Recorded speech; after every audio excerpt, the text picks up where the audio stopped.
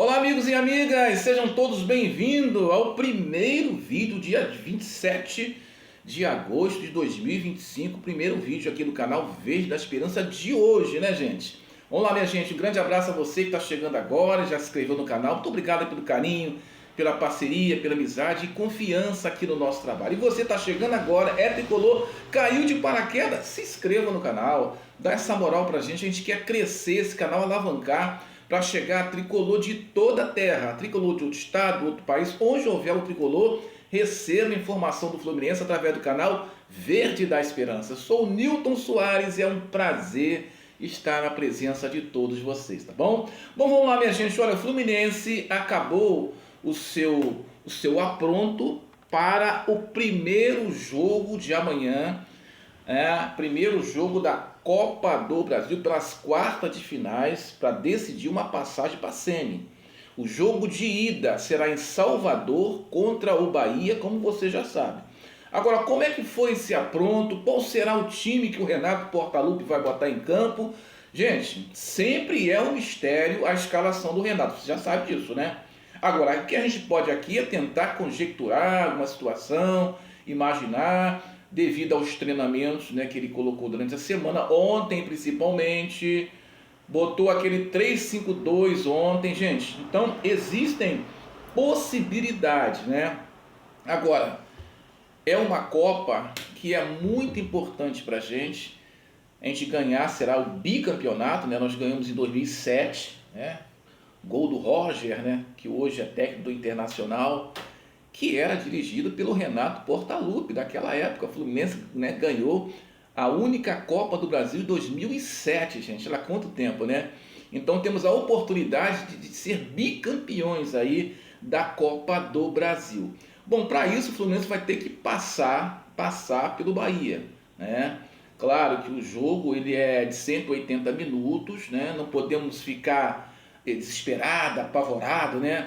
E pensando que vai se resolver tudo amanhã. Não. Por isso o Fluminense precisa jogar com inteligência, concentração, saber jogar sem a bola. Tudo isso o Fluminense tem que fazer. Bom, vamos lá. Qual seria o time ideal e qual foi o time que o Renato treinou esses 2 dias? Nós falamos aqui ontem, gente, que o time, normalmente, o time que ele vai colocar em campo, o natural, o normal, que ele disse que é o titular dele, seria Fábio, Samuel Xavier, Thiago Silva voltando de contusão, graças a Deus, né?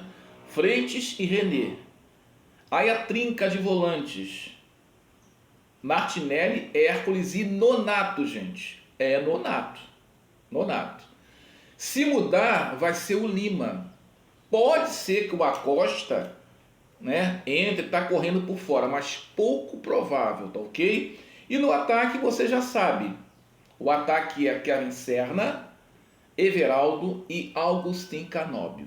Gente, olha, essa escalação que o GE também já passou pra gente, que o site Netflu também já passou, mas como o Renato ele esconde o jogo, ele nunca coloca claramente qual o time que ele vai colocar em campo, não fala, né, normalmente, nós podemos aqui imaginar algumas coisas. Ele treinou o 3-5-2. Para treinar o 3-5-2 e colocar em campo, evidentemente que ele vai ter que sacar um atacante. Porque o 3 vai botar aqueles 3 zagueiros, né? Ignácio, Thiago Silva, Freitas, fazer aquele trio ali e usar os alas, ou seja, Samuel Xavier e o René. Esse esquema é muito bom para o Thiago Silva, porque ele fica como na sobra, é o zagueiro da sobra. O primeiro embate, o primeiro combate será sempre do Ignácio e do Freitas. É realmente um esquema que beneficia muito o Thiago Silva. E é bom porque 40 anos, e tal, ficar correndo atrás de garoto, né? É complicado, né? Como o Thiago Silva já tem experiência, ele vai já ele corta caminho, né? Ele não vai atrás do adversário, ele com a experiência dele, ele encurta ali, ele tenta cortar essas bolas que são alçadas, né? Então seria muito bom para o Thiago Silva. Agora, vai usar esse esquema? Nós não sabemos. Eu acho que para ele mudar assim de repente, Eu não sei, acho pouco provável, gente. Aí eu teria que tirar um atacante, ou Canóbio, Serna ou o centroavante, o Everaldo. Ou ele pode entrar com essa formação 3-5-2 e não usar necessariamente um centroavante. Ficar com Serna e Canóbio na frente. O Serna fazendo o facão, de vez em quando entrando, e o Canóbio mais aberto. Bom, gente, isso tudo é o nosso pensamento aqui. Nós não sabemos ainda qual é a formação que o Renato vai colocar em campo. Provavelmente ele colocou isso aí para despistar. Eu acredito que ele vai no popular 4-3-3 mesmo, não vai mudar isso, certo? E acredito também que vai ser esse time que eu falei, gente. Se mudar, vai ser tirando o Nonato, vai entrar o Lima. O Acosta não deve entrar de saída, assim, não deve entrar, iniciar o jogo, né? Agora, uma coisa que é importante, como esse jogo é um jogo em que o Bahia ele vai se lançar todo para o ataque, porque ele precisa ter o resultado, tá jogando em casa, o Fluminense precisa saber como jogar sem a bola. E outra coisa, quem vai ser esse jogador que quebra linhas?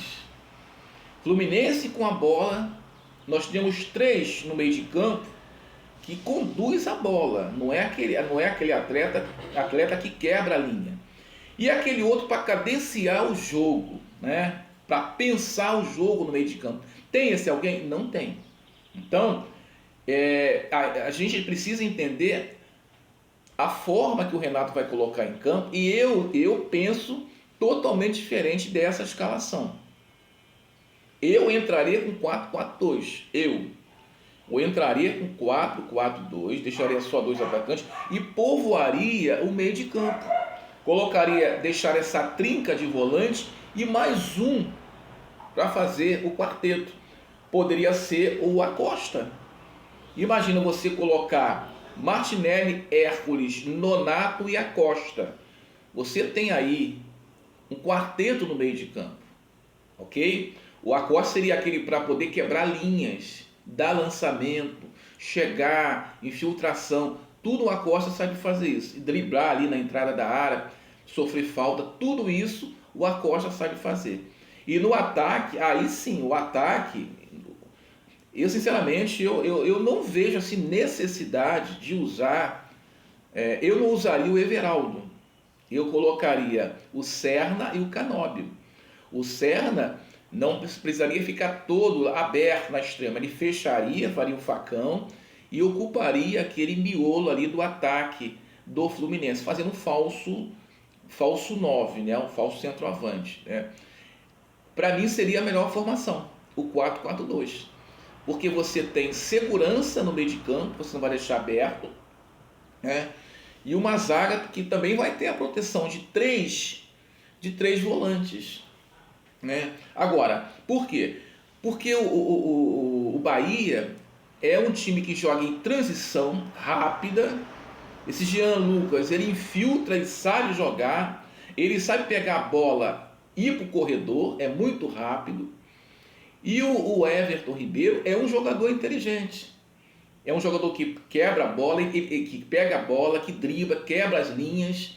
Se deixar esses dois com liberdade no meio de campo, acabou. Você tem que ter um meio de campo compacto para poder anular essa jogada do Bahia e ao mesmo tempo sair com força para o ataque.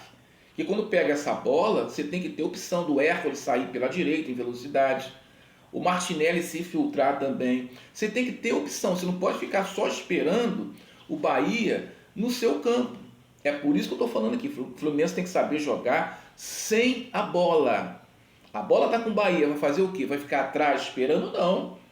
Você tem que ter ali uma marcação, se não for pressão, mas uma marcação por zona, cada um sabendo o seu para pegar e não dar liberdade ao meio de campo. Agora, provavelmente o Renato vai colocar esse time que eu falei. Fábio, Samuel Xavier, Thiago Silva, Freitas e René, Martinelli, Hércules e Nonato, abre parênteses aí, né? Ou Lima, que não vai abrir mão do Lima, né? Serna, Everaldo e Canóbio. Não vai fugir disso, gente. Se de repente houver uma mudança aí, que ele treinou 3-5-2, Pode ser, mas eu acho pouco provável ele fazer uma mudança assim, radical, numa partida de 180 minutos, e que ele vai jogar, claro, ali, bonitinho, fechadinho, esperando a falha do Bahia, porque não dá para você sair todo o ataque. Por isso é importante saber como jogar também com a bola. Se você só se defende, dá a bola para o adversário, e quando você pega a bola, vai fazer o quê? Você não tem um armador, você não tem um jogador que quebra as linhas, né? Quem quebra a linha seria o Acosta, o armador, Paulo Henrique Ganso. Então você tem duas opções aí para colocar na partida. No segundo tempo, ele tem que entender, o Renato tem que entender que tem um elenco à disposição. Ele não pode ficar com aquelas substituições manjadas, né? Hoje você tem o Santi Moreno, que é um jogador muito bem, um X1, faz muito bem, que vai para cima, busca o fundo, né? Tem o Soteldo, no bom tempo dele aí, ele pode também ajudar bastante, numa boa fase dele. Então, ele tem que mudar um pouquinho essa questão de só entrar os mesmos, né?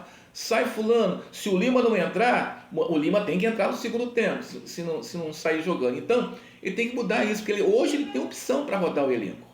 Agora, repito, é uma partida difícil, nós vamos apurar logo mais, vamos tentar ver aqui qual é a formação que o Renato vai colocar em campo. Eu vou logo mais voltar aqui na nossa segunda entrada, nós vamos procurar saber. E de repente, surpresa, será que o Renato vai surpreender com uma escalação diferente e com também um atleta diferente, que seria o Acosta, já entrando desde o início? Tudo isso a gente vai apurar logo mais na segunda entrada aqui, tá bom? No mais, meus amigos e minhas amigas, essas foram as informações de hoje. Espero que você tenha gostado, curtido. Se inscreva no canal. Você está chegando agora? Gostou do canal? Está conhecendo? Se inscreva no canal. E outra coisa, quando você se inscrever, coloca a sua cidade, que eu quero mandar um grande abraço como gratidão por você estar conosco aqui, tá bom? Gente, um grande abraço, Deus abençoe. Até logo mais, com mais informações do Fluminense. Saudações tricolores.